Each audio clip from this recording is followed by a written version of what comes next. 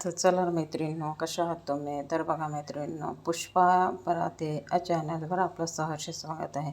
तर मी आज तुम्हाला इथे मी छान प्रकारे मी इथे मसाला बनवलेला आहे. तर बघा, हा मसाला मी इथे खडा मसाल्यापासून इथे बनवलेला आहे. तर मी मार्केटमधून जो मसाले जे विकत आणलेला आहे आणि त्यापासून मी इथे हा मसाला पावडर इथे बनवलेला आहे. आणि छान प्रकारे टेस्टी हा वर्षभर टिकणारा हा मसाला आहे.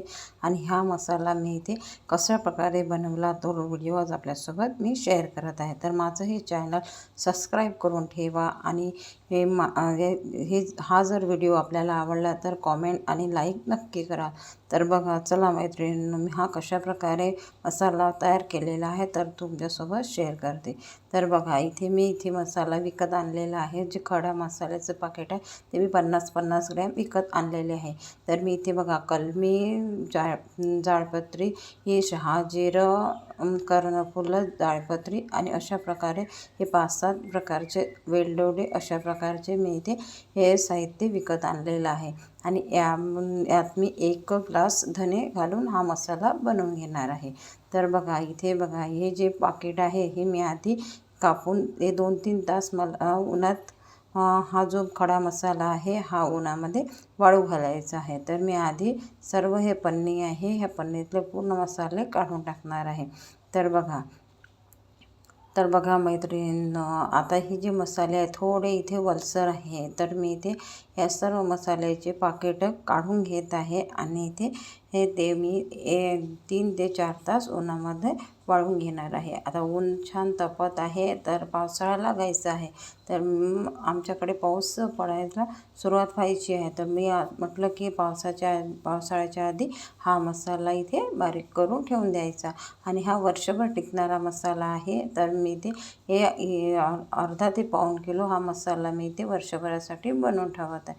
तर बघा, इथे मी जी कलमी आहे ती मी इथे कलमी जास्त घेतलेली आहे. तर कलमी इथे मी 100 ग्रॅम घेतलेली आहे. आणि बाकी सर्व साहित्य मी 50-50 ग्रॅम घेतलेलं आहे. आणि अशा प्रकारे मी सर्व काढून घेतलेलं आहे. आता हे 2-3 तास मी उन्हामध्ये ठेवून घेणार आहे. तर जे शहाजिरं आहे ते खूप बारीक असतं म्हणून ते मी वेगळं काढलेलं आहे. आणि बाकीचं जे साहित्य आहे ते उन्हात वाळून घेणार आहे. तर बघा मैत्रिणींनो, जे आपलं कलमी आहे ते थोडी बारीक करून घ्यायची आहे, जेणेकरून ते मिक्सरमध्ये आणि भाजताना छान भाजता यावी यासाठी. तर बघा मैत्रिणींनो, हे छान प्रकारे मी उन्हात वाळून घातलेलं आहे. आता छान प्रकारे हे वाळलेलं आहे. तर आता मी इथे गॅसवर ते सर्व मी भाजून घेणार आहे. थोडं आपल्याला त्याला कलर येईपर्यंत थोडं भाजून घ्यायचं आहे. तर मी आधी इथे वेलदोडे आणि ही जे कर्णफुले ते बारीक भाजून घेणार आहे. तर बघा, इथे थोडं आपल्याला किंचितसं तेल टाकायचं आहे, जेणेकरून हे छान भाजलं जाईल. तर बघा, छान प्रकारे इथे कलर येत आहे. आणि थोडंच आपल्याला कमीच आचेवर ते भाजून घ्यायचं आहे. जेणेकरून जो मसाला आहे तो आपण भाजीमध्ये जेव्हा टाकतो तर तेव्हा तो म्हणजे गरम वाटणार नाही. आणि छान प्रकारे हा मसाल्याला सुगंध पण छान सुटणार आहे. तर म्हणून मी इथे आधी सर्व जी मी पूर्ण जे मसाला घेतलेला आहे खडा मसाला तो सर्व भाजून घेणार आहे. तर बघा, हा छान भाजला गेलेला आहे. आता हा याच्यामध्ये मी भांड्यामध्ये काढून घेत आहे.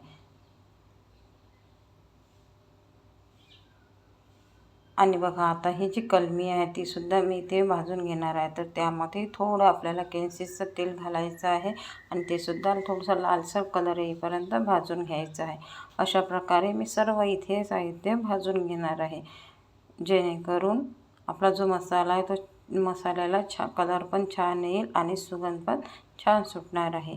तर बघा, हा जी कलमी आहे ही पण इथे भाजून झालेली आहे. आता हे सर्व आपल्याला थोडा वेळ थंड होऊ द्यायचं आहे.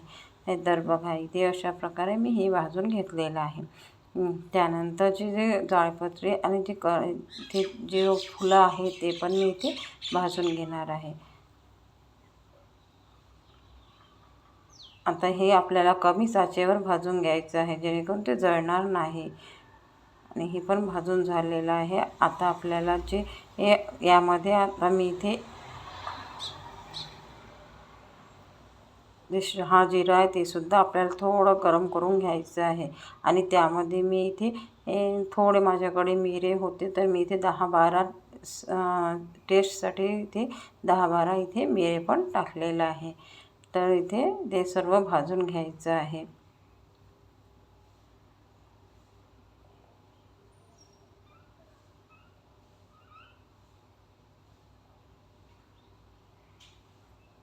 आता मी यासाठी या मसाल्यामध्ये एक ग्लास धणे घालून घेणार आहे. तर हे धणे पण आपल्याला छान भाजून घ्यायचे आहे.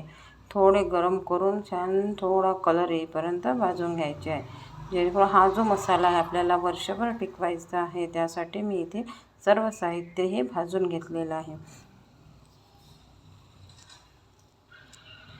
दरवर्षी मी हाच मसाला इथे पावसाळ्याच्या आधी बनवत असते आणि हा वर्षभर मला टिकतो मसाला मी वापरत असते.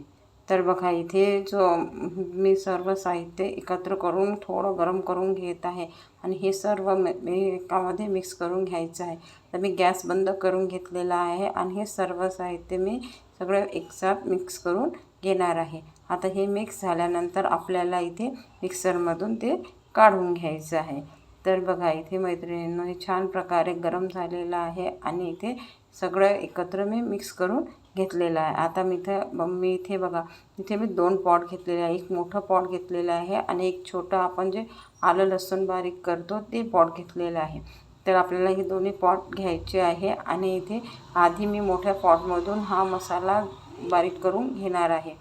तर बघा हे बघा मी छान प्रकारे मोठ्या पॉटमधून हा मसाला बारीक केलेला आहे, पण तो इथे थोडा जाडसर आलेला आहे. तर आपल्याला पुन्हा तो छोट्या पॉटमधून बारीक करून घ्यायचा आहे. तर मी हा सर्व मसाला इथे छोट्या पॉटमधून बारीक करून घेत आहे. बघा मी हा घेतलेला आहे छान प्रकारे छोट्या पॉटमध्ये बारीक करून हा मसाला मी इथे घेतलेला आहे. बघा छान कलरसुद्धा आलेला आहे आणि मसाला पण छान बारीक झालेला आहे. तर बघा मैत्रिणींनो हा मसाला मी इथे पटकन 3 ते 4 तासात थोडं गरम असल्यामुळे तो मी थोडं बाहेर राहू देणार आहे. नंतर तो मी इथे एक स्टीलचा डबा घेतलेला आहे, त्या स्टीलच्या डब्यामध्ये भरून घेणार आहे. तर बघा मैत्रिणींनो अशा प्रकारे हा जो मसाला आपण केला तर हा वर्षभर टिकतो आणि आपण बाहेरचा कोणताही मसाला वापरला तर तो खूप दिवसाचा असतो. म्हणून मी इथे काय करते, मी घरचाच मसाला मी इथे बनवते आणि हा मी कोणत्याही भाजीमध्ये टाकते. जे रस्स्याच्या वगैरे नॉनव्हेज आणि व्हेजच्या भाज्यामध्ये मी हा मसाल्याचा यूज करते. तर खूप छान अशी टेस्टी भाजी इथे तयार होते. तर बघा मैत्रिणींनो हा जो मसाला आहे मी एका डब्यामध्ये भरून घेणार आहे. ठीक आहे, धन्यवाद.